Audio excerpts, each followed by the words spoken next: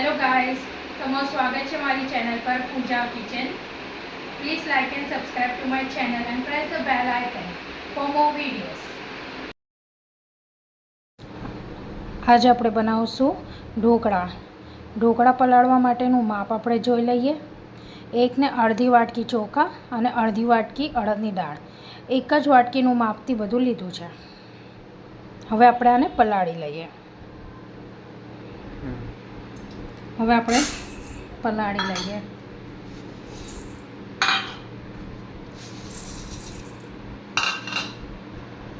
હવે આપણે આને વોશ કરી લઈશું. 2-3 પાણીથી આપણે આને વોશ કરી લેવાનું છે. પછી પાણી નાખીને પલાળી રાખવાનું છે. હવે આપણે આને વોશ કરી લીધું છે. હવે આપણે આને ઢાંકીને રાખી દઈશું. 7-8 કલાક થઈ ગયા છે. આપણા દાળ ચોખા સરસ રીતે પલળી ગયા છે. હવે આપણે આમાં થોડાક પૌવા નાખી દઈશું. બહુ વધારે નહીં, બટ થોડાક પૌવા નાખી દેવાના છે, જેનાથી આ સોફ્ટ થઈ જશે.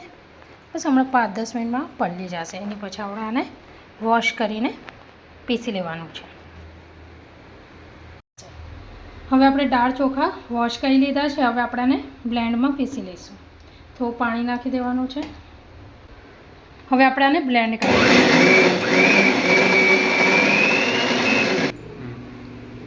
હવે આપણે આને ખોલી લઈએ.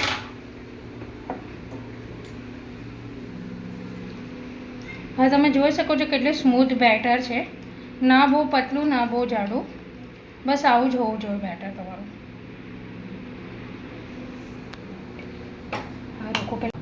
હવે આપણે આને એક જ ડાયરેક્શનમાં થોડીક વાર હલાવવાનું છે.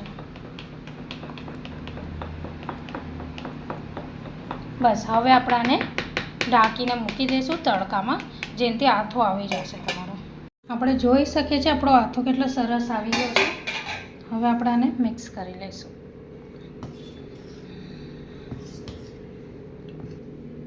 હવે આપણે આને ટ્રાન્સફર કરી લઈશું બીજા બાઉલમાં.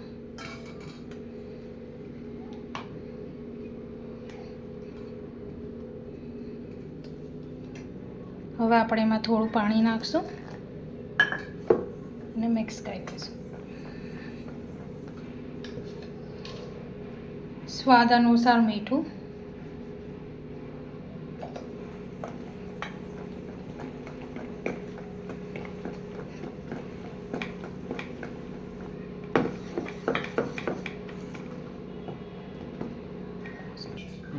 હવે આપણે આમાં 1 ચમચી તેલ નાખી દઈશું.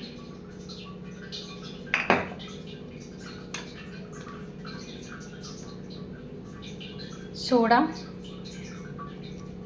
ખાવાનો સોડા લીધો છે આપણે, એને એક્ટિવ કરવા માટે ગરમ પાણી. હવે આને એક જ ડાયરેક્શનમાં તમને હલાવવાનું છે.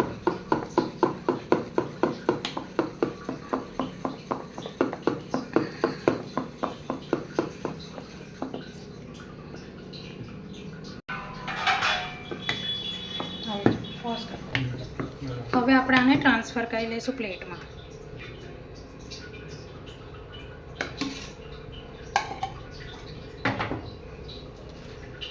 આના ઉપર મરીનો ભૂકો.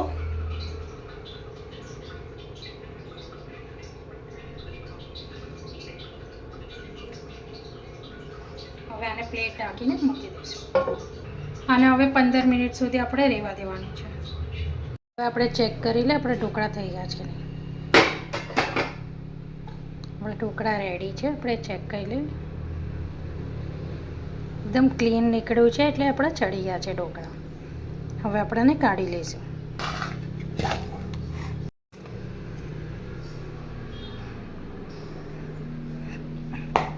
હવે આને ઠંડા થવા દેવાના. આપણે ઓઇલ ગ્રીસ કરી લીધું છે. બસ હવે આપણે આને કટ કરી લઈશું.